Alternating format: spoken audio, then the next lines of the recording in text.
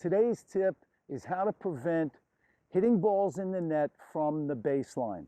The #1 mistake of tennis players worldwide. What are the causes?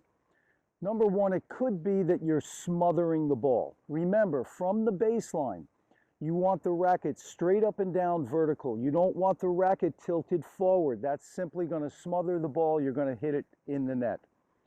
But the mistake that I see players making the most is that they fail to get the racket low enough. Okay, remember, from the baseline, you cannot swing straight across. When you're on this baseline, if the racket and ball, see, the ball right now is higher than the net. But if the racket's on the same level and you swing across, the gravity is going to pull the ball down too fast. So you've probably heard tennis pros say, you know, you need to swing low to high. The reason for that, that's going to give you net clearance. That's the key. Anytime you hit the ball in the net, chances are you're not getting the racket low enough.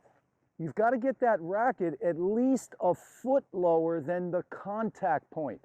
So if my contact point is here, I've got to drop that racket down here, a good foot below.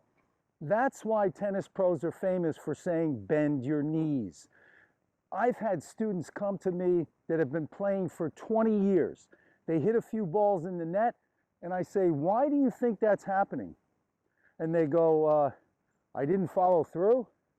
They don't really know why they're hitting the ball in the net, and they've been playing for 20 years. Come on.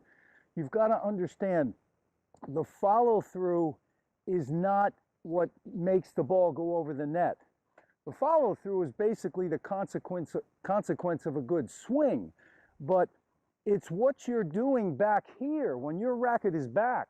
That's what's going to give you the net clearance. So if you're going to hit a ball there, you've got to come down a foot lower, and then you're always swinging up.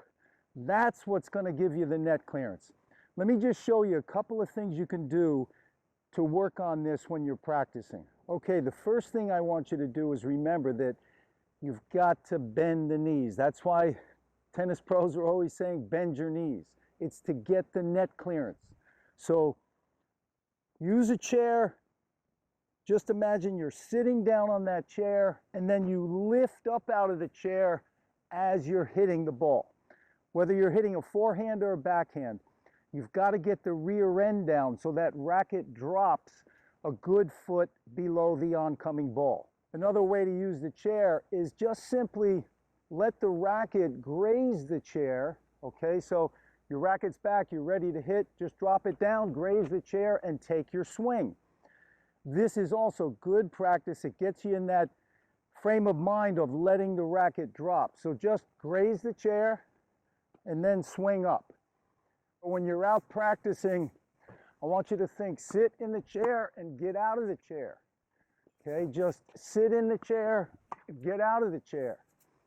Or think of, just grazing that chair with your racket. Let it drop.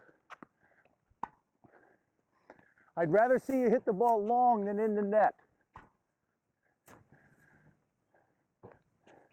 Let it drop so you're really focusing on just getting that racket a good foot below the ball.